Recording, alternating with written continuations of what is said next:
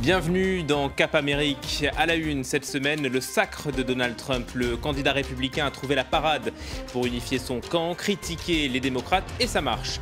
L'alerte au Brésil à quelques jours des Jeux de Rio, la baie de Guanabara est toujours aussi polluée. Le site doit accueillir certaines épreuves nautiques.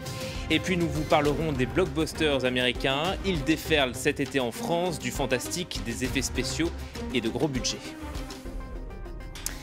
Les Républicains ont donc leur candidat. Sans surprise, Donald Trump a été investi par le parti. Le milliardaire a su convaincre les militants, mais l'establishment reste dubitatif. Bref, la formation est divisée, sauf peut-être quand il s'agit de critiquer le bilan sécuritaire de Barack Obama. Ces dernières semaines, plusieurs policiers ont été abattus dans plusieurs villes du pays. La droite accuse le président d'incitation à la violence. Philippe Crowther, Gallagher Fenwick. L'unité nationale est à nouveau fragilisée suite à la tuerie qui a coûté la vie à plusieurs officiers de police à Bâton Rouge. Les républicains réunis à Cleveland pour leur convention parlent d'un échec retentissant des politiques Obama. Il était censé nous mener au-delà des divisions politiques. Au lieu de cela, à lui tout seul et par son idéologie, fait reculer les relations raciales aux États-Unis de 50, peut-être 100 ans.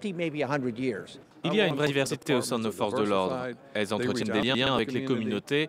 C'est vraiment malheureux ce qui est en train de se passer.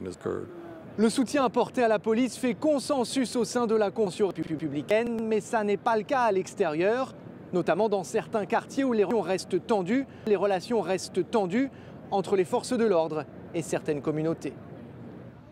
C'est ici en 2014 que Tamir Rice, un jeune noir américain de 12 ans, est abattu par la police. Richard vient souvent jouer dans ce parc converti en mémorial. Son père affirme que beaucoup des membres de leur communauté ne font plus confiance aux forces de l'ordre. Il avait 12 ans. Mon fils en a 6. Ça aurait pu être mon fils. C'est vraiment triste, tous ces morts, ces événements. Ça reflète ce qui se passe en ce moment à travers le pays. La brutalité policière, le racisme. À Cleveland, l'équilibre reste précaire entre la police et certains locaux, d'autant que ces derniers voient d'un mauvais œil la présence des républicains et Donald Trump dans leur ville. La convention républicaine qui se poursuit jusqu'à ce jeudi, on assistera alors au grand discours d'investiture de Donald Trump. Avant cela, le candidat à la Maison-Blanche a laissé la tribune à sa famille, à ses enfants, mais surtout à son épouse Melania. Son intervention a viré au fiasco. Ludovic de Foucault.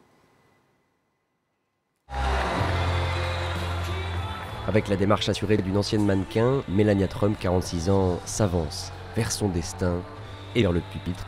Elle veut parler de son mari, un homme qu'elle décrit comme bon, généreux, loyal et juste. Elle veut aussi parler d'elle, de ce en quoi elle croit. Depuis mon plus jeune âge, mes parents m'ont transmis certaines valeurs. Ils m'ont appris que l'on doit travailler dur pour obtenir ce qu'on veut dans la vie, que notre parole nous engage, qu'on doit faire ce qu'on dit et tenir ses promesses. Des mots qui ne sont pas sans rappeler ceux prononcés par une certaine Michelle Obama en 2008 lors de la convention démocrate qui couronnait la candidature de son mari. Barack et moi avons été élevés avec les mêmes valeurs, comme le fait que l'on doit travailler dur pour obtenir ce que l'on veut dans la vie, que notre parole nous engage, qu'on doit faire ce qu'on a dit qu'on allait faire.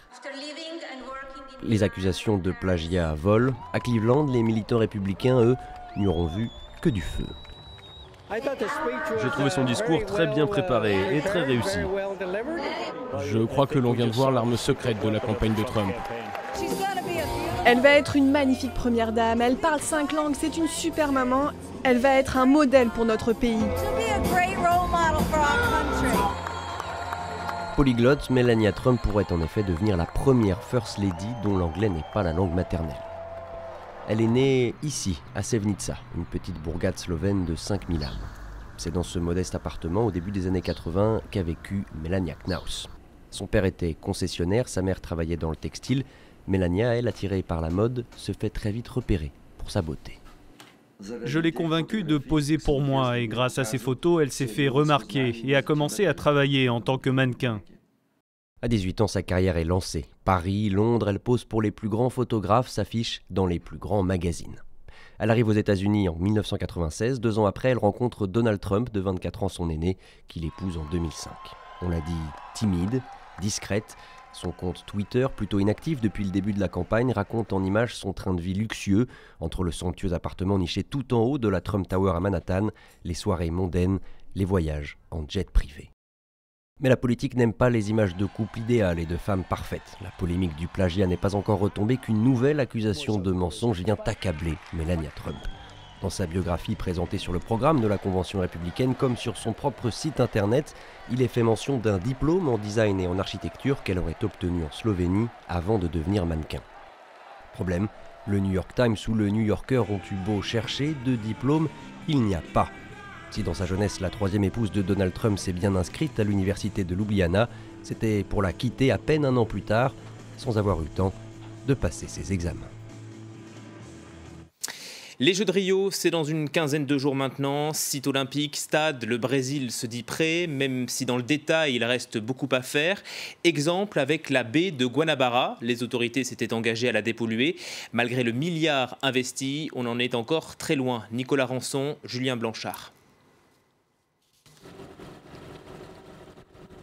Mario Moscatelli a la mine des mauvais jours. Notre moteur ne nous permet plus d'avancer. Nous sommes enlisés au milieu d'une fosse septique à ciel ouvert, à seulement quelques centaines de mètres du parc olympique. Il va falloir poursuivre à la rame. Regardez ça.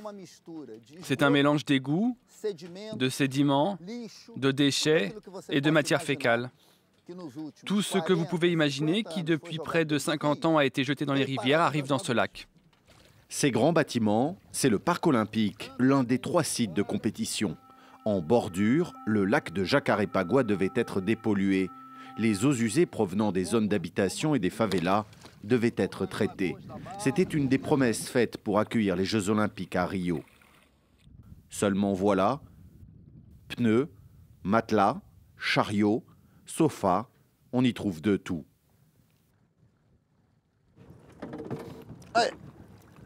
Ici, l'odeur est insoutenable. Les émanations de soufre et de méthane issues de la décomposition rendent l'air irrespirable. Il n'y a plus d'oxygène dans l'eau, plus de vie. Cette odeur nauséabonde s'invitera-t-elle pour ces Jeux? La météo le décidera. Aujourd'hui, le vent vient du sud.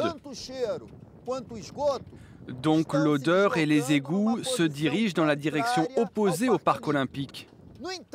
Mais si le vent venait de l'Est, il emporterait toute cette tache de déchets directement sur le parc olympique et l'odeur avec. Fervent défenseur de la nature, le scientifique se désole que la ville n'ait pas profité des JO pour entreprendre un profond nettoyage de ses eaux. Sollicité sur ce point, l'État de Rio ne nous a pas accordé d'interview.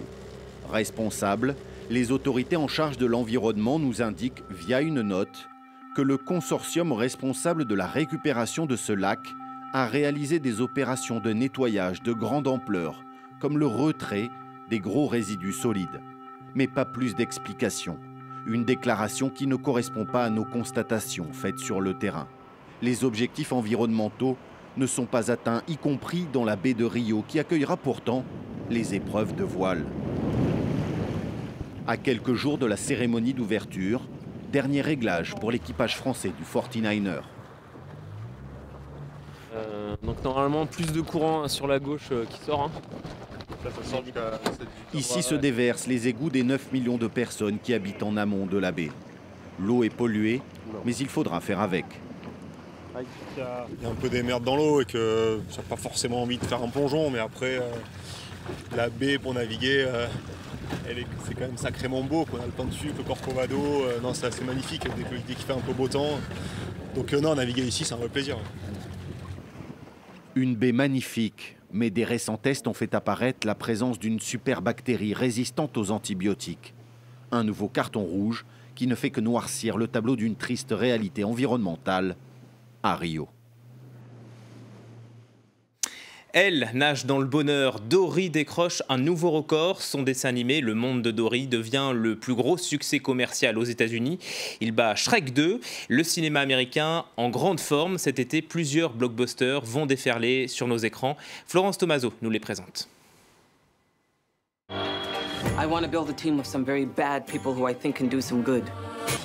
C'est le film de super-héros de l'année. Suicide Squad réunit tous les méchants de l'univers pour faire face à une menace invisible. Une bande de crapules de la pire espèce, embarqués par le gouvernement pour une mission suicide, jusqu'au moment où ils vont découvrir qu'ils ont été sacrifiés. Casting de choix pour cet opus fantastique, Jared Leto, Will Smith et Cara Delevingne. Tout aussi fantastique, Star Trek sans limite. Une réalisation bourrée d'effets spéciaux. It's easy to get lost in the vastness of space. Et toujours cette découverte des confins de l'univers par l'équipage du capitaine Kirk, interprété par Chris Pine. Nouveauté dans cette dernière version adaptée de la série télé, la présence d'un personnage gay, signe de l'évolution des mentalités. Je pense que les gens aiment Star Trek parce que ça résonne en nous. C'est lié à ce que nous croyons, à ce que nous espérons.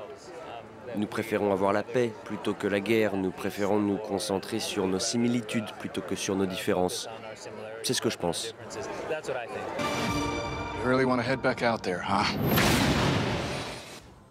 Autre suite, celle de Jason Bourne. Matt Damon reprend le costume du célèbre agent de la CIA. This is Jason Bourne. I need to talk. 32 kills. Un rôle taillé pour l'acteur. Le dernier film que nous avons fait est vraiment d'un autre niveau.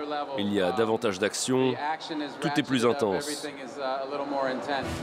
Cascades et effets spéciaux sont au rendez-vous pour le thriller de l'été. Enfin, souvenez-vous, il y a 32 ans, ils avaient sauvé New York des fantômes. Aujourd'hui, ils sont de retour, ou plutôt elles. Les chasseurs sont devenus des chasseuses. Except you girls, I think you can handle it. Oh, good. Thanks. Un quatuor drôle et survitaminé, emmené par la désopilante Melissa McCarthy. Mais cette version de SOS Fantôme en 3D séduira-t-elle les fans de 1984? What's the place called again? Conductors of the Metaphysical Examination. Got it. Ghostbusters? Je pense qu'à chaque fois qu'on recommence, qu'on ramène à la vie une histoire vieille de 30 ans, il est difficile d'en conserver sa magie originelle. Et les premiers ont vraiment été magiques pour moi. Donc pour certains fans, c'était un peu effrayant de voir ce qu'ils allaient en faire. Les scénaristes du film n'espèrent qu'une chose, que les générations qui ont aimé la version originelle s'amusent et s'approprient ce nouvel opus. Et c'est la fin de Cap Amérique. À très bientôt sur France 24.